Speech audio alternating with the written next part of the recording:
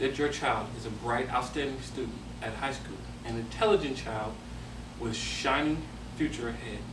Now I'll run through the emotions of finding that a teacher at his school charged with molding and shaping that young mind into a positive and productive member of society has had sex with your child on multiple occasions and sometimes provided alcohol. I believe that all people will feel that this is a gross misconduct of not only the responsibilities of a teacher, but also of the law. Now imagine that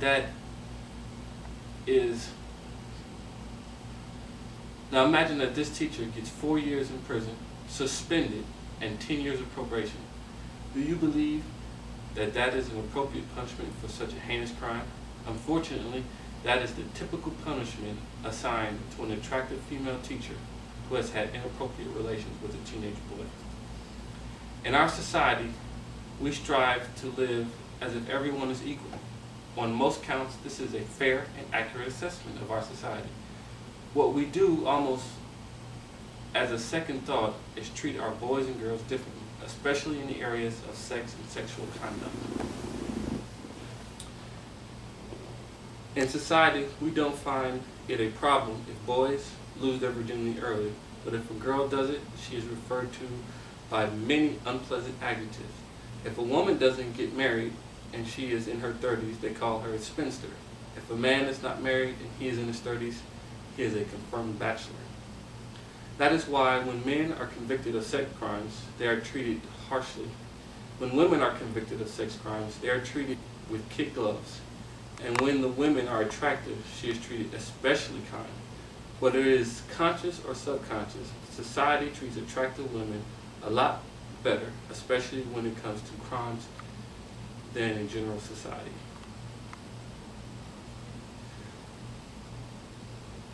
Those who disagree with the notion that women get lighter sentences give the same argument. These arguments include that women in general do not coerce others to be accomplices. Women are far less likely to use violence or force to commit their crimes.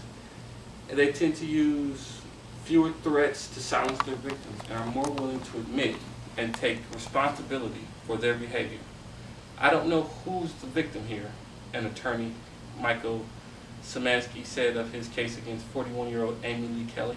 How do you molest a boy who's 15 years old, who's filled with testosterone and alcohol and begging for sex? I think it's a victimless crime. Women offenders do not target children for sex.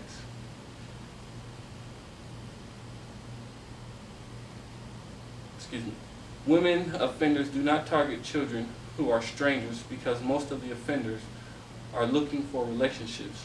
These thoughts are exactly why female offenders get punished far less than their male counterparts. From my research, it comes down to these predatory female teachers have some mental disorder, were abused as young girls, or suffer from some kind of depression. In 90% of the cases, the prowler makes a statement that her and her victim were in love, and he gives affection like no other. Women make up 90% of the teachers' workforce, but only commit 10% of the sex crime. Is that because men are much more predatory, or is it because of our society's view of gender roles? Think of this: prior to 1970, it was not even a crime if a woman had sex with an underage boy. We have taught our young girls that they should let us know if they are being sexually abused. This is a result of all of the news stories, after-school specials, and movies in which women are sexually molested. Society teaches them that their bodies do not need to be touched unless they want them to. But we do not really teach our boys that. Society teaches them that they need to have sex. Psychologists who treat boys say that these boys suffer doubly from abuse itself and from the view that they were lucky. A boy is likely with the female teacher to claim that it wasn't a problem. It wasn't molestation. It wasn't abuse.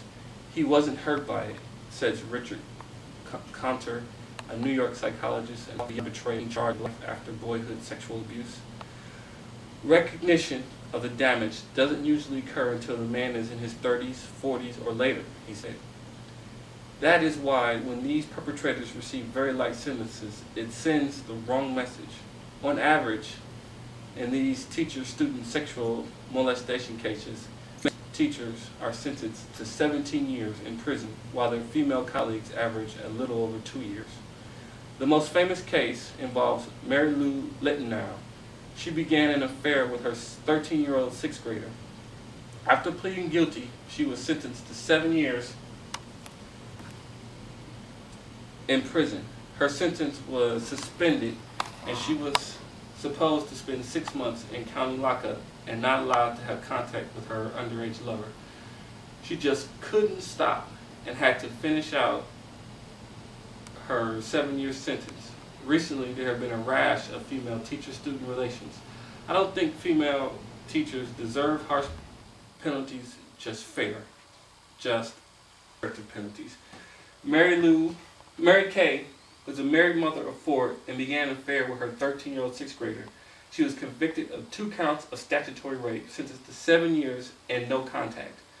She was allowed to serve 6 months in county, but she was caught continuing her relationship and actually gave birth to 2 children fathered by her underage lover. After that, she had to finish her 7-year sentence. Margaret de Barricow, a married mother of a 2-year-old, was caught in her car with her 16-year-old special education student with her child strapped in the car seat. She was sentenced to 1 year in jail and 5 years of probation and had to register as a sex offender. Kristen A. Margriff was a 27-year-old married woman who had sexual relations with a 16-year-old junior in high school. She was sentenced to 12 months of probation. She avoided a felony charge on her record, but she did have to register as a sex offender. One of the other most famous is Deborah LaFave, a 23-year-old married woman pleaded guilty to 2 counts of lewd and lascivious battery for having sex with her 14-year-old student in a classroom and in her home in Hillsborough County.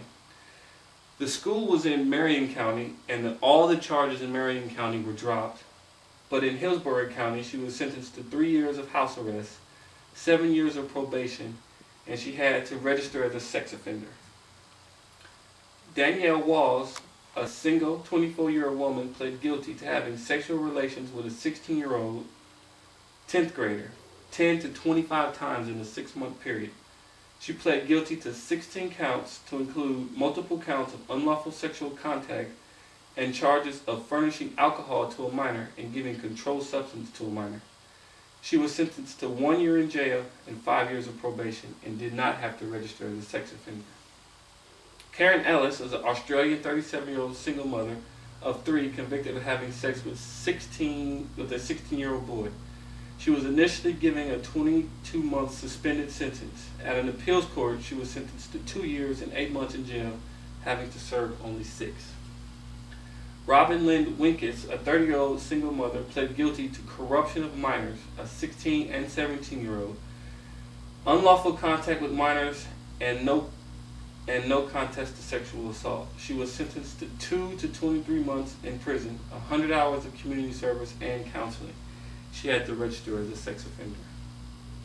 Pamela Rogers Turner was a married 27-year-old convicted of sexual relationship with a 13-year-old boy. She was convicted of 15 counts of sexual battery by authority figure and 13 counts of statutory rape. She was sentenced to 9 months in jail, 7 years and 3 months probation, but served only 6 months. She also was ordered to have no contact with the victim or his family, and she had to register as a sex offender. Upon days of walking free from prison, she began sending emails and sexually explicit cell phone pictures and video to her victim. For violating her probation, she had to finish out her 7-year sentence. And Toni Woods, a 37-year-old married woman, admitted to having sex with 5 of her students. She reportedly had vaginal sex with 3 and oral sex with 2. Woods was given the full sentence allowable for the charges she pled guilty to. no less than 4 years or no more than 20 years total for her role in having sex with her middle school students.